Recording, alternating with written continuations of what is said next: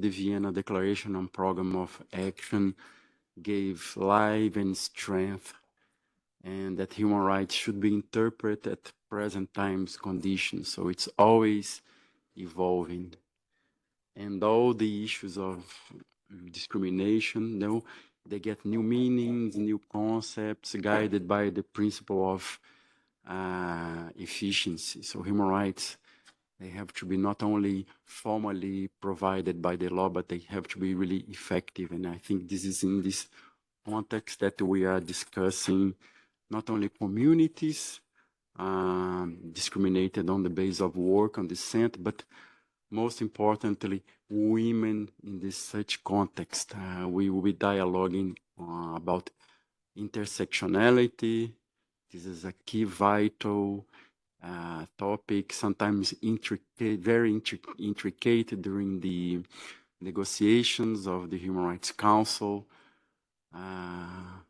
This is a concept that has been brought by, firstly, by a Brazilian woman, Lélia Gonçalves, and then it took a very strong and important value by Professor Crenshaw. And without further ado, we have here an incredible panel of seasoned leading women, from diverse areas, international organizations, researchers, activists, which is the pleasure, my pleasure to moderate this event. To start with, let us call Carla Fonieri. She is my colleague at the Global Forum on Communities Discriminated on Work and Descent.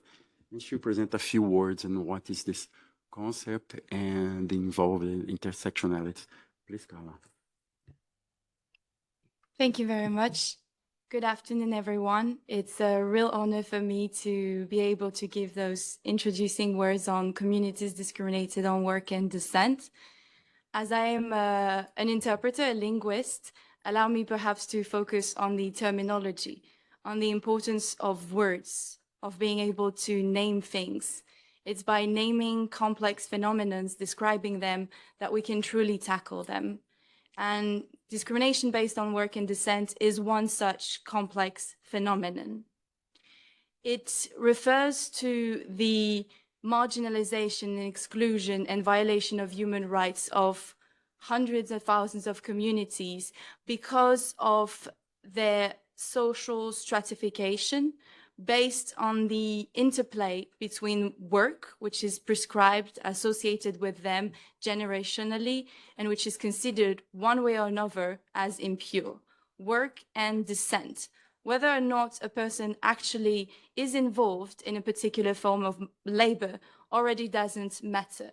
They will be segregated, restricted from public access. They can face violation of their most basic human rights. Communities discriminated on work and descent face various experiences. They come from various backgrounds, various culture. They don't share a common history, but they are all profoundly impacted by the effect of discrimination based on work and descent. The movement for global recognition of this phenomenon that we see, that we witness today with the launch of this policy brief, is a glimpse of hope. Hope for these communities to find dignity, to be finally visibilized, to be finally heard of. And it is a call for each and every one of us, as we realize the global dimension of this phenomenon. It's a call for each and every one of us as civil society actors, as individuals, as institutions, as governments, to realize the role that we can play in every front possible to tackle all of these discrimination, so that progressively untouchability, anti-Gypsyism, slavery by descent, casteism, all of which falls under the compass of discrimination by work and descent, can be truly eliminated. And all the diverse communities throughout the world, may they be the Dalits in South Asia, may they be the very numerous communities in Africa affected by slavery by descent, affected by so-called traditional and artisanal castes. To cite only one of these communities, but a large one, maybe the Haratines in Mauritania. For the communities, the numerous Roma communities throughout Europe, throughout the world. For the Palenque, the Quilombola, the Maroons in Latin America, and many, many more communities which I couldn't name. For all of these communities, thank you for the work that is being done here, and I really congratulate all of the efforts of all the stakeholders for this event and for this policy paper. Thank you.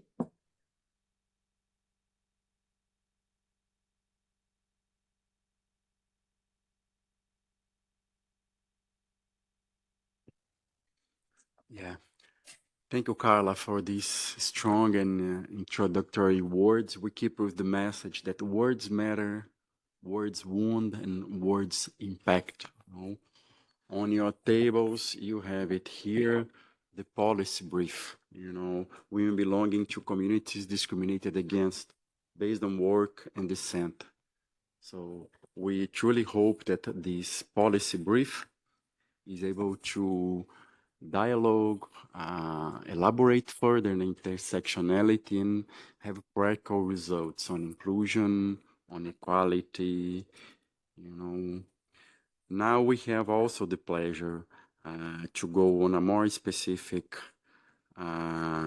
international expertise. Diana Luta, she is a policy specialist from UN Women, which will digress further on the policy paper and then practical recommendations for implementation and to have an impact on the ground. Please, Diana. Thank you. Thank you very much, Paolo. Good afternoon.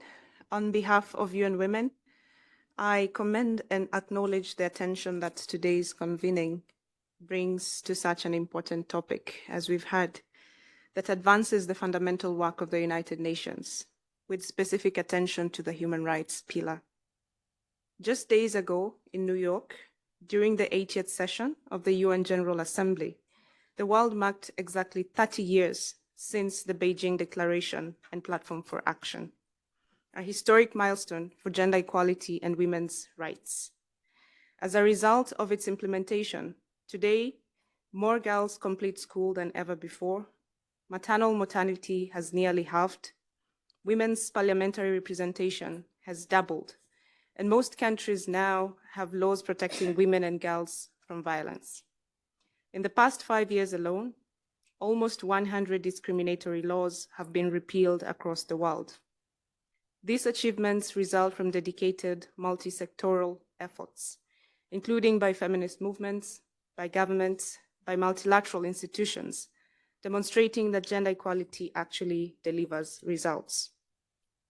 However, progress has not been fast enough, it has not been wide enough, it has not been deep enough, especially for the most marginalized women and girls. For the woman denied maternal health care because her caste causes her to be segregated in a clinic. For the girl sent into manual scavenging instead of school. For the trans Dalit activist demanding recognition beyond gender binaries and caste ladders. Certainly, progress has not been fast enough, deep enough, nor wide enough. In July this year, as part of UN Women's work on advancing intersectional rights and justice, in collaboration with GFORD, we launched a first of its kind policy paper dedicated to women and girls from communities discriminated on women and on work and descent. Developed in partnership with the Special Rapporteur on Minority Issues, the Special Rapporteur on Racism, and the Working Group on Discrimination Against Women and Girls, this publication provides critical insights on entrenched, intergenerational discrimination rooted in descent and ancestral work. Over 270 million people globally are affected, including Dalits, Roma, Haratines, Quilombola, and Burakumin, just to mention a few.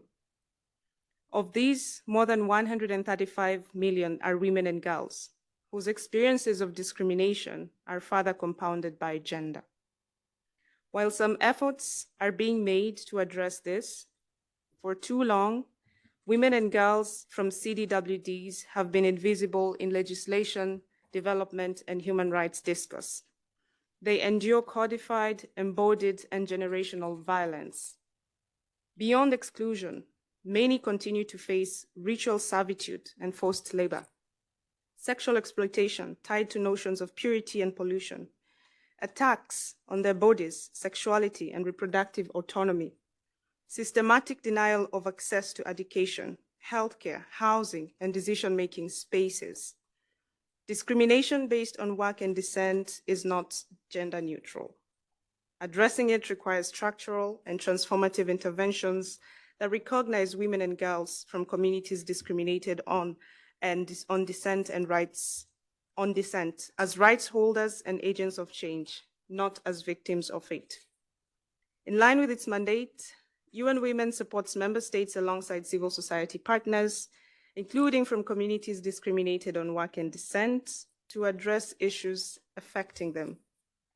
From Nepal, where we've supported Dalit women's political empowerment, with nearly 7,000 standing for election and being elected, thanks to enacted gender and caste quotas by government. To India, where strengthened legislation now criminalizes caste-based abuses, including sexual violence against Dalit women. From Europe, where we partnered with Roma, Ashkali, and Egyptian women living in the region to address economic discrimination and harmful practices. To Brazil, where strong alliances were built with Afro-descendant communities, including Quilombola women, to advance their human rights by enhancing their participation in policy making. And much more needs to be done. Distinguished guests, I leave you with 3 reflections on collective action, including within the UN system, leveraging the work of the Human Rights Council and its mechanisms. First is on ensuring that women and girls from CDWDs have meaningful participation in UN processes. These women and girls are often excluded from mainstream women's movements and from community movements. Institutionalizing their participation ensures policies reflect lived realities and that grassroots leadership shapes UN agendas, including in the Human Rights Council. Second is for the human rights system, including the relevant special procedures, mandate holders, and human rights treaty bodies to mainstream the promotion and protection of the human rights of women and girls belonging to communities discriminated on work and descent everywhere. And third is on strengthening cross-agency collaboration and synergies across the human rights, development, and peace nexus within the UN development system. And CSW next March provides, just to underscore the second and the third points, ladies and gentlemen, ECOSOC's resolution on revitalization of the Commission on the Status of Women, adopted this September in New York, calls for a strengthened coordination between the Commission and relevant intergovernmental processes to enhance coherence and complementarity within the human rights mechanisms and UN development system.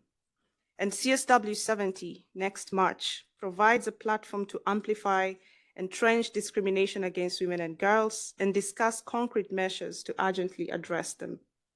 Ensuring and strengthening access to justice for all women and girls, including by promoting inclusive and equitable legal systems, eliminating discriminatory laws, policies, and practices, and addressing structural barriers. This is the priority theme of CSW 70. At UN Women, we look forward to working with you all, carrying forward today's agenda on women and girls from communities discriminated on work and descent to CSW next year and beyond. Thank you for your kind attention.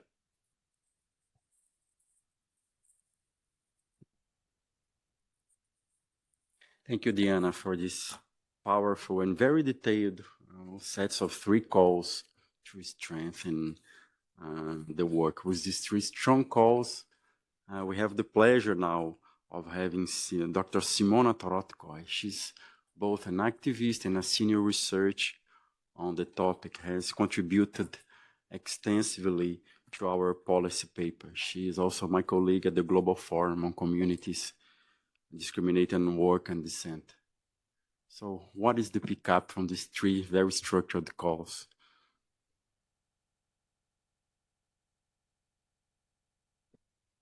Thank you very much, Paolo, for the introduction.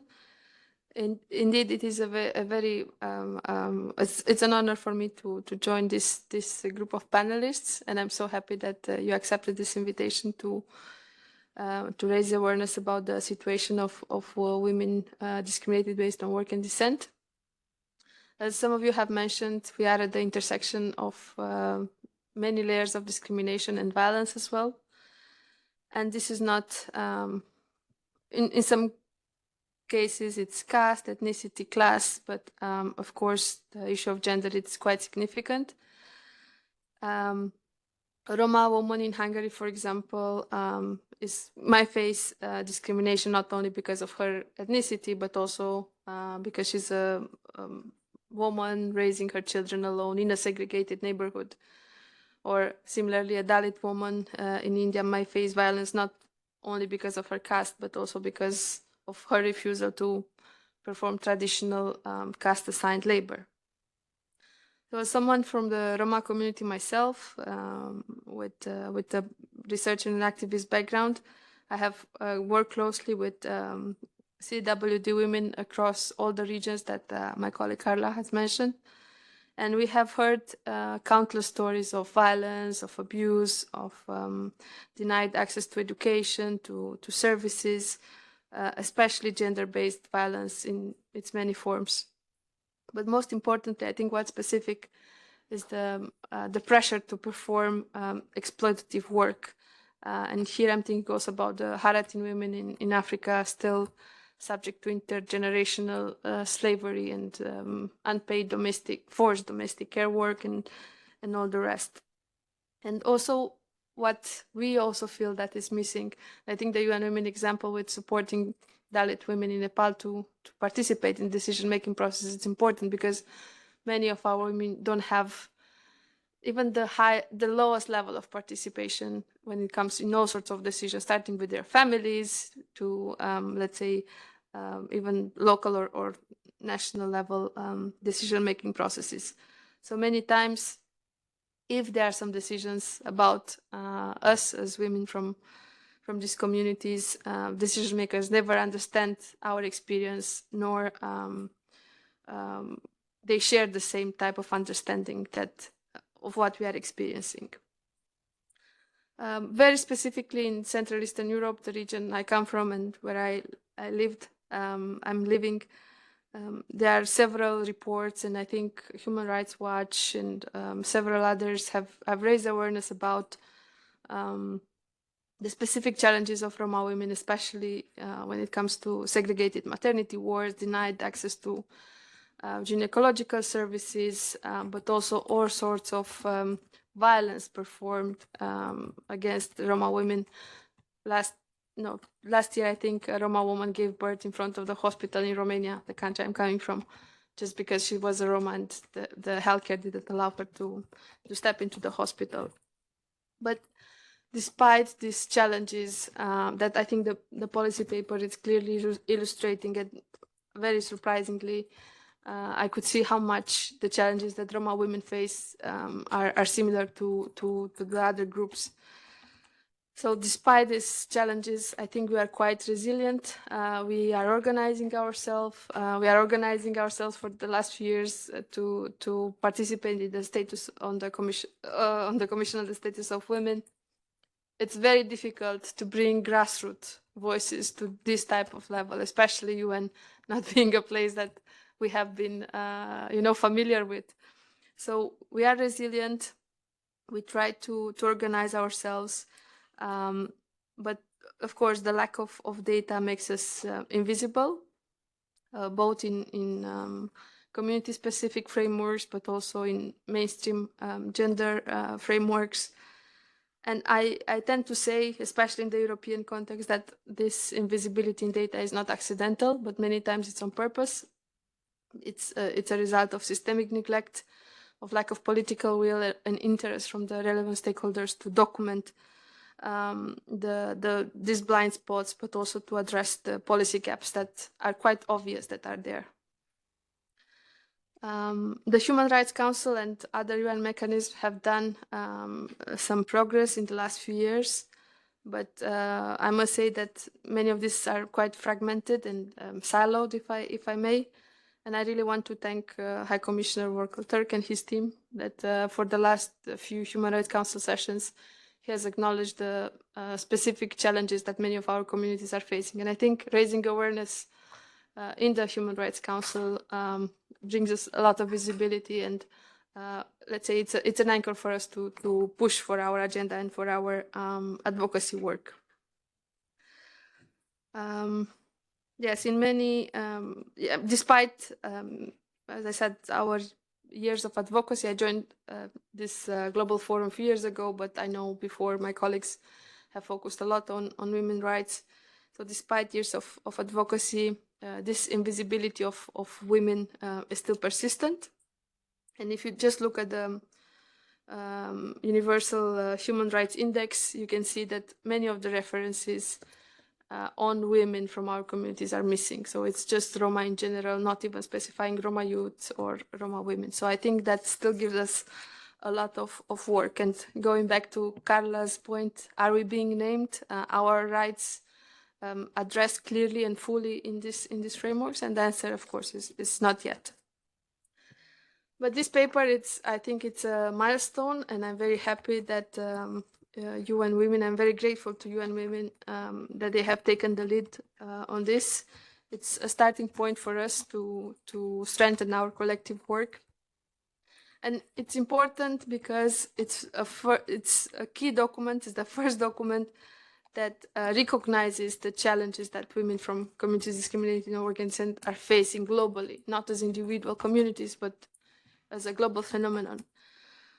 It's a turning point also for us as activists because, as I said, we have an anchor, to say so, a support to demand global standards, but also to push back against this fragmentation that has diluted our struggle. So where we should go from here? As I said, we can use this UN Women policy paper as a reference document to shape recommendations in all UN mechanisms, including Human Rights Council discussions, but also racial and gender justice. We also call on OHCHR partners to enhance visibility of descent-based and caste-based discrimination in all the indicators, for having, of course, a gender lens. We also demand, and I think we have been demanding this for quite a few years, stronger mandates for the special rapporteurs and working groups dealing with discrimination to explicitly include caste and descent-based systems. Data, as I have mentioned already, it's very important. So investing in data-led, community-led data collection, disaggregated data would support addressing the injustices we as women from this community face. And finally, we need to hold states accountable, not just because of their legal obligations, but for ensuring that our dignity and safety and equality, it's there. So I thank you all, and I look forward for the discussion and any questions. Thank you.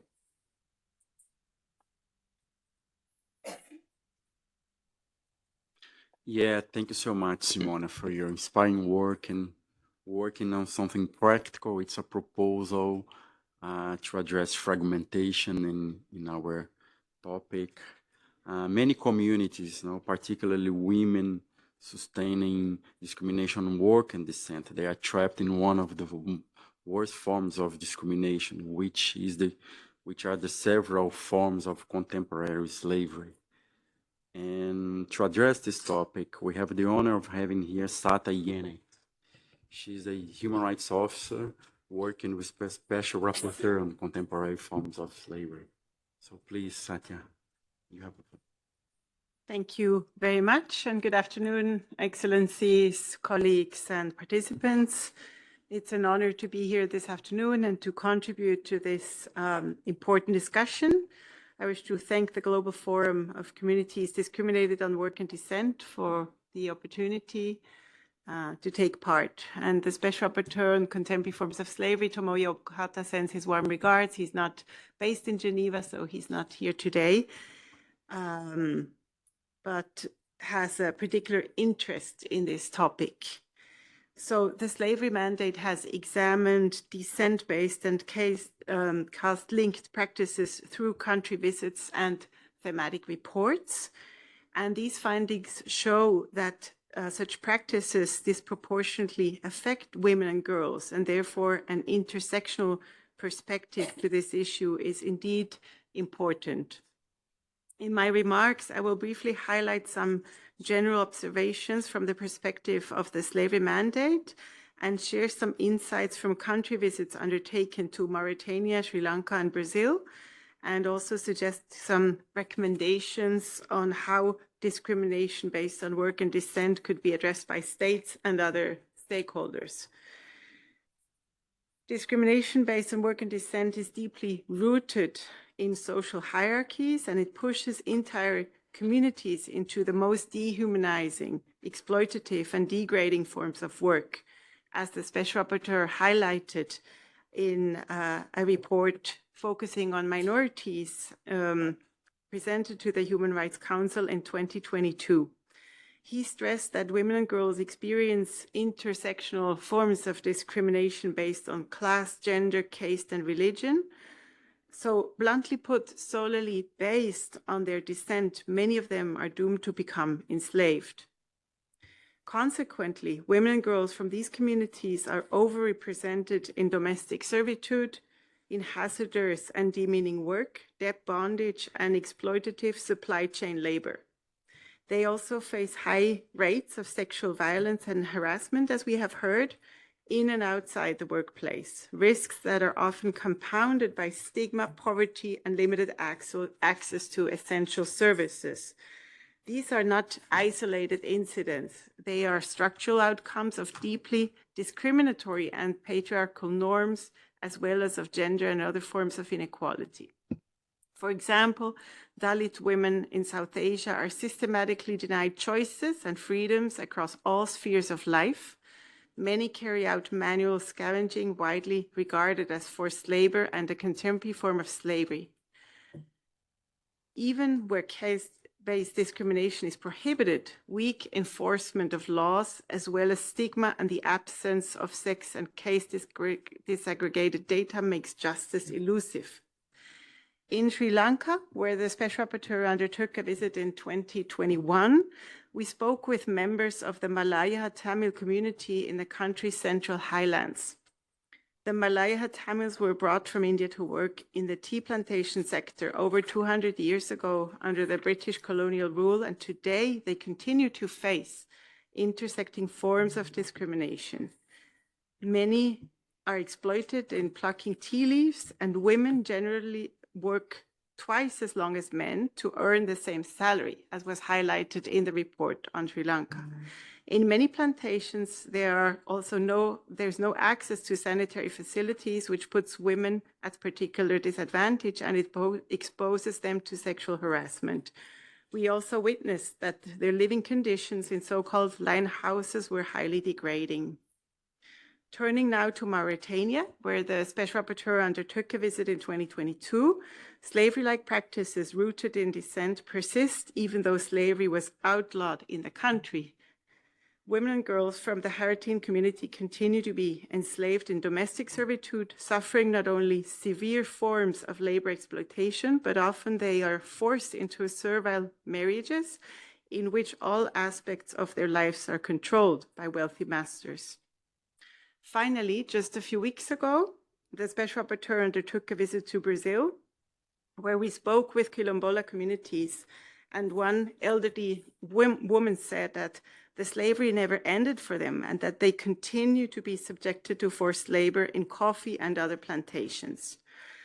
Also, the largest number of domestic workers are women of African descent and Quilombola, And even women with a higher level of education often work in the domestic sector, as they have no access to alternative job opportunities, according to testimonies received. In all these examples, it became clear that women are discriminated against and marginalized simply because of who they are, the caste or social status they are born into, and the work their parents and ancestors performed. These women are often voiceless, as other panelists have also highlighted, and they are generally excluded from decision-making processes and unable to claim their rights. The mandate of the Special Rapporteur on Contemporary Forms of Slavery aims at echoing these voices and of bringing them to the international level, giving visibility to their concerns in the statements and reports, and prompting states, businesses, and other stakeholders to take action. Because, and this has also been mentioned, there continue to be significant barriers of women survivors in accessing justice and a remedy, because reporting mechanisms are often not accessible, gender blind, and support systems are inadequate. And women who attempt to leave their situation often face compounded risks, such as lack of access to land, to vocational training and sustainable alternative livelihoods, leaving them with no choice to go back to their enslaved their enslaved conditions and to their former employers, and pushing them back into a vicious cycle of exploitation and abuse again and again. And this pattern persists across generations, as the daughters of women in slavery-like conditions are often denied access to education and forced into the same exploitative roles, perpetuating cycles of poverty and oppression. So legal prohibition alone is insufficient, and systemic reforms are required, and a change of mindset in society, as exploiting women of a certain background is often normalized and socially accepted. To break intergenerational cycles of slavery and ensure the protection of women's rights, targeted and coordinated measures are needed. Building on the evidence from country visits and thematic reports, I would like to highlight 3 key recommendations. Governments should adopt temporary special measures to enhance marginalized communities' access to education, healthcare, and other essential services, as well as access to just and favorable conditions of work. And just reiterating what my colleague at UN Women stressed, it's key that affected communities and individuals are able to meaningfully participate in all decisions affecting them. Too often, they are still excluded or play a marginal role in shaping relevant policies. And all anti-slavery and anti-discrimination efforts need to include the gender perspective. The slavery mandate stands ready to support states and other actors in implementing these recommendations effectively. And I thank you for your attention.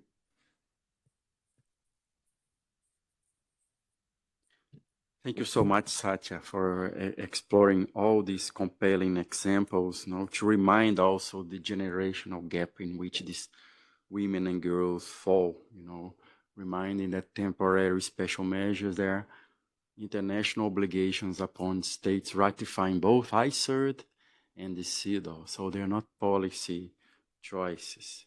Now, to complement your very powerful intervention, we have Jasmine Chi. You are the Human Rights Officer of the work, working with the working group on discrimination against women and girls. So thank you for coming. You have the floor.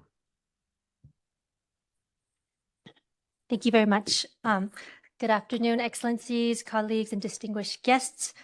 It is my pleasure, and I thank you for the opportunity to speak today on behalf of the UN Working Group on Discrimination Against Women and Girls. The working group experts who are currently on a regional convening in the Balkans in Serbia today send their regards to you. And in fact, actually just this morning, they spent the first part of the agenda visiting a Roma settlement and meeting with Roma women and girls. So just to note that for the working group, this is a high priority, continuing to engage with women and girls affected by communities discriminated on work and descent. So in July, the working group participated in the launch of this joint policy paper by UN Women and the Global Forum that we just heard about today. And the working group found this paper to have addressed very important gaps in understanding and responding to discrimination based on work and descent, particularly where it intersects with gender. And today's event is a much needed follow-up, drawing attention to the urgency of advancing intersectional rights and justice for women and girls from communities discriminated on the basis of work and descent. The working group has long emphasized that while all women and girls face gender-based discrimination, they do not experience it all equally. It is important to remember that women and girls are not a monolith, and those from marginalized communities often experience discrimination that is more severe, more complex, and with deeper consequences. This is especially true for women and girls from communities discriminated on the basis of work and descent, and many face multiple and overlapping barriers in various aspects of life, from cultural exclusion and stigma to limited access to education and employment, as well as exposure to harmful traditional practices and serious obstacles in accessing justice. Similar to the Special Rapporteur on Contemporary Forms of Slavery, the working group has carried out a number of visits where it had the opportunity to engage and also document the challenges faced by women and girls from these communities. And to highlight a few examples, the working group also visited Mauritania in 2023. And during this time, the working group received really harrowing accounts of gender-based violence against Haratine women and girls, including violations of their sexual and reproductive rights and an alarming lack of accountability for perpetrators. And in 2020, the working group conducted an official visit to Romania and found that Roma women and girls are regularly subjected to intersecting forms of discrimination, which manifested in the forms of their portrayal through harmful stereotypes in the media, the fact that they encountered stigma in accessing healthcare and public services, as well as their experience of persistent poverty and economic exclusion. And to mention a bit of an older visit, in 2012, the working group visited the Republic of Moldova and also observed, after engaging with Roma women and girls, that they face discrimination on multiple grounds, including gender, ethnicity, and socioeconomic status, and that they have high rates of illiteracy, limited access to employment, lower life expectancy compared to non-Roma women, and that they were particularly vulnerable to violence while rarely benefiting from health and social services. So in all, the working group remains deeply concerned that the intersectional discrimination is often overlooked and inadequately addressed by states. The experiences of women and girls who face both gender inequality and the stigma related to caste, race, ethnicity, or descent are rarely recognized in full. Too often, laws and policies address these issues in isolation, and as a result, the specific realities of these women are missed entirely. And this exclusion means that women and girls from descent-based communities are frequently left out, as many of our panelists have highlighted. They are left out not only from the progress made by the broader women's rights movements, but also from the agendas of their own communities where gender issues are often deprioritized. And when affected women and girls remain invisible in data, policies, and public discourse, cycles of marginalization are reinforced, and states often fail to collect disaggregated data, perhaps as mentioned, because of the lack of political will, and they also have failed to adopt affirmative measures or meaningfully include them in decision-making processes. And to address this, the working group calls for action that makes their realities visible and centers the voices of women and girls affected by caste and descent-based discrimination. And this includes, first of all, formally recognizing work and descent-based discrimination in national laws and policies. Also, this involves improving data collection and ensuring that women and girls shape the decisions that impact their lives. And I also wish to highlight one practical tool that the working group has recently developed called the CREATE framework. And this framework was developed in the working group's recent guidance document on advancing substantive gender equality, and it outlines 6 pillars of action. The first pillar starts with C, which stands for counter harmful social norms, discrimination, and violence. The second pillar is R, redress socioeconomic disadvantages. The third pillar is E, eliminate legal and structural barriers. The fourth pillar is A, adopt proactive laws and policies. The fifth one is T, transform institutionalized patriarchal power structures. And the last pillar is E, enhance the participation and agency of women and girls.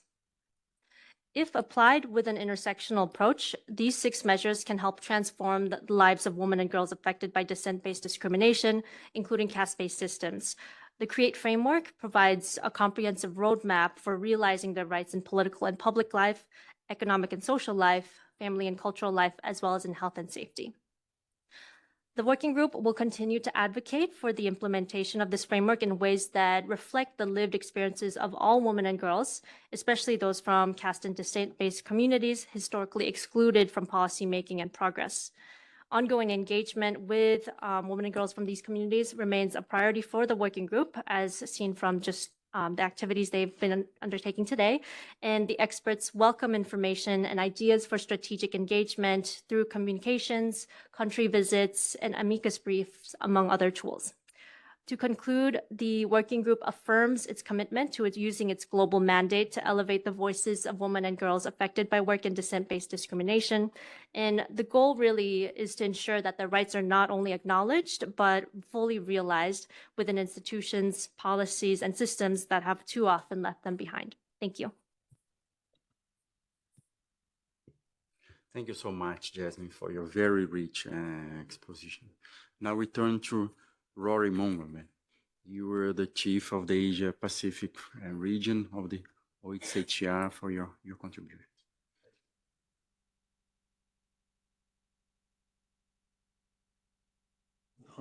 Good.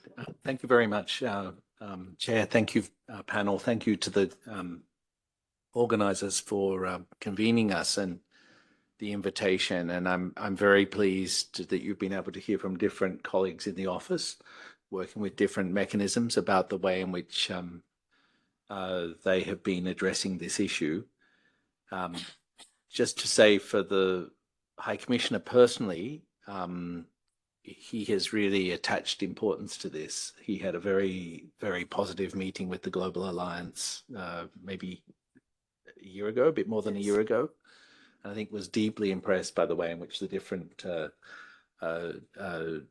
descent communities had come together and were working at so many different levels. And of course, he has, as you said, Simona, repeatedly sort of given visibility to these issues in his statements in the Human Rights Council, in his country visits in Sri Lanka, for instance. He was the first High Commissioner, actually, of 4 High Commissioners to really kind of go to the state country and meet with the Mahalaya Tamil community. So he is really, I think, helping to give us some momentum. When I look back, having been involved with this issue, this community, for a long time, I mean, I'm really encouraged actually to see this new chapter opening. In the first phase, a lot of effort went into the kind of normative side of this, and we had a lot of discussion here around, the development of a framework, guiding principles on discrimination on work and descent that, you never really, could move forward in the Human Rights Council context. But a decision was taken at that time to pursue a parallel track, and that was to go with this sort of more operational, applied approach of how to sort of mainstream and incorporate these issues into, the broader work of the UN system. And we have this, global network of practice on racial discrimination, and it's essentially a kind of a common UN platform, and we use that to develop this first guidance tool on descent-based communities, which was intended to really provide operational ideas and approaches that could be used by UN agencies, by development partners, by other actors to incorporate discrimination on work and descent into their programs. And we are in the process of trying to sort of refresh that, actually, and update it and re-disseminate it in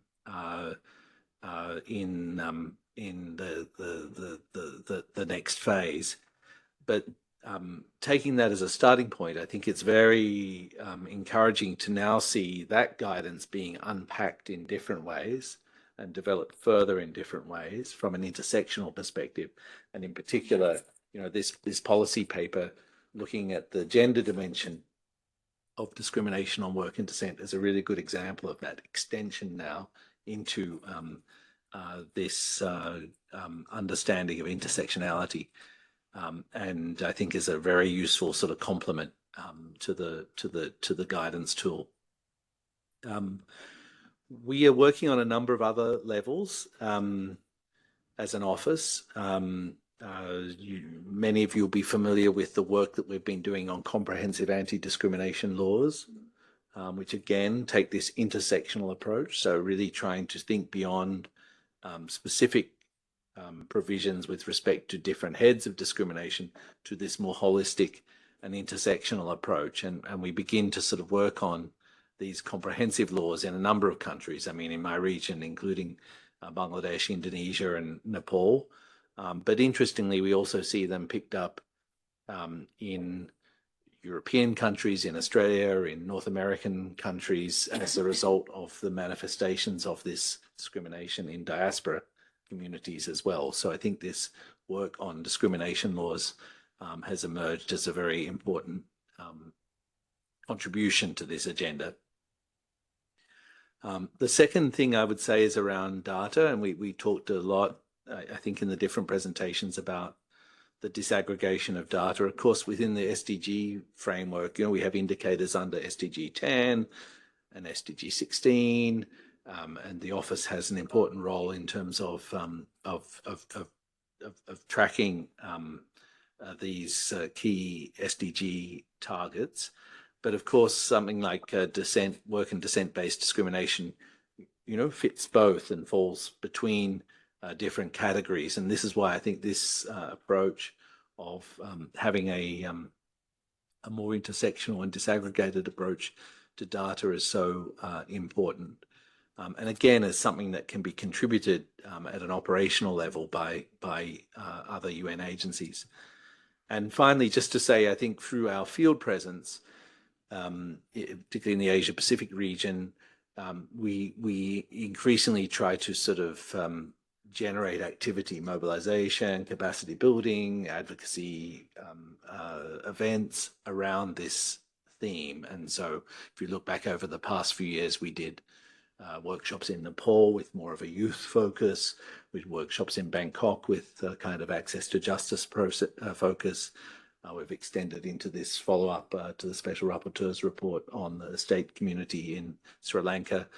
So really trying to now take forward some of this operational guidance in our own activities at field level. So really just to give the maximum encouragement really to the Global Alliance, to all of the organizations working around this agenda, and our efforts as an office and also through the mechanisms to try and extend that further. Thank you. Thank you so much, and thank you for all your support during all these years that we've been working together. Now we have some minutes, to get some insights, questions, exchange from the floor. Yeah, acknowledge Brazil. Thank you. Thank you. I just wanted to thank the organizers of the event for putting up such an interesting discussion.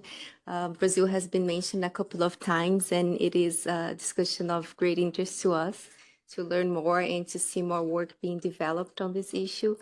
We usually talk about the multiple intersecting forms of discrimination, and when we are talking about discrimination based on work and descent, we also see different levels of social structures and social norms playing on the ground, starting from the communities themselves, and then you go to the local level, and then you go all the way up to the national level. And it makes the case very complex to look at, to name all of these structures, to name all of the interests involved, and also for governments to try to make sense of it and propose norms, and that, of course, civil society needs to be heard, and especially those communities need to be heard. And I noticed here on the policy paper with great interest the practice stemming from Colombia, and it seemed like a very good approach. Women narrate their territory. Program recognizes the diverse narratives of Afro-Indigenous, Roma, and other women, promoting cultural rights and identity. And if you could speak a little bit further on what you've been hearing from the communities themselves, from women in those communities, and ways that we could better approach this scenario, I think it would be useful to all of us. Thank you. We have a gentleman there. Yeah, if you could identify yourself and if you have a specific question, thank you.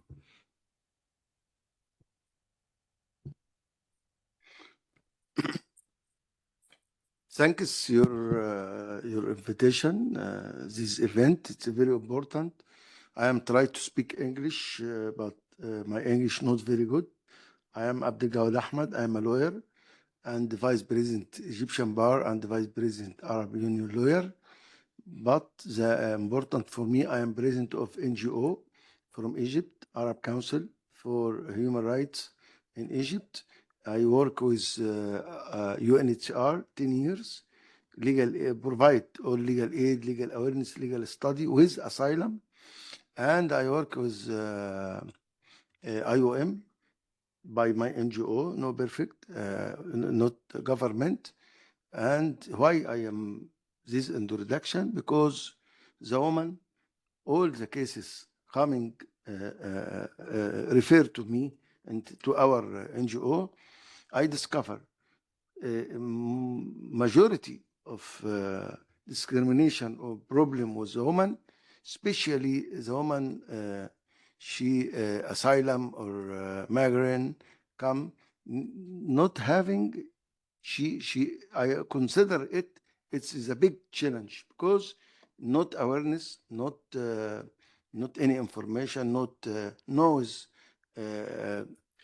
Would you mind concluding? My question, what the new to implement all the convention, the international law to new manual, new information, new awareness to stop this problem with women? Thank you.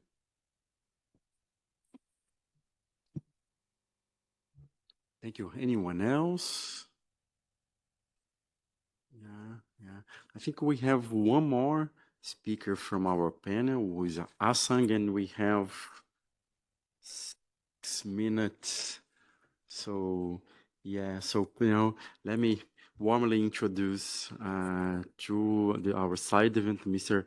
Asang Wakenden. You're a Dr. Phil, International Law by the University of Oxford, and you've been working with the OHCHR. So. Thank you so much. Good afternoon, Excellencies, distinguished experts, colleagues, and above all, the women leaders who have guided today's discussion. It's an honor to offer concluding reflections, and I'll keep it short, on this very rigorous policy paper, which I had the pleasure to read. And at the same time, I have to recognize my own positionality as a Dalit man, and recognizing that Dalit women and women from the community-based work and descent, discriminated based on work and descent, they also suffer discrimination not only from the others, but also from within as well. And therefore, I will sort of just highlight the major milestone that this paper is in terms of three things, really. First is that it grounds our debate in facts and law, reminding us that an estimated 270 million people globally belong to communities based on discriminated on work and descent, and that women and girls within these groups face multiple intersecting forms of discrimination requiring targeted policy and legislative attention. Second, it anchors these realities in applicable norms.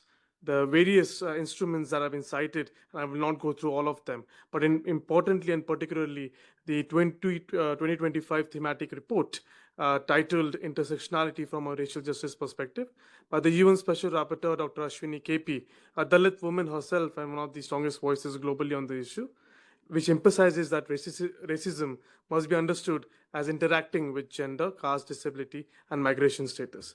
And then coming to third, that it sort of gives us the practical agenda to address the issue, not merely a diagnosis of the problem. The paper names the problem precisely and asks the international community to do the same.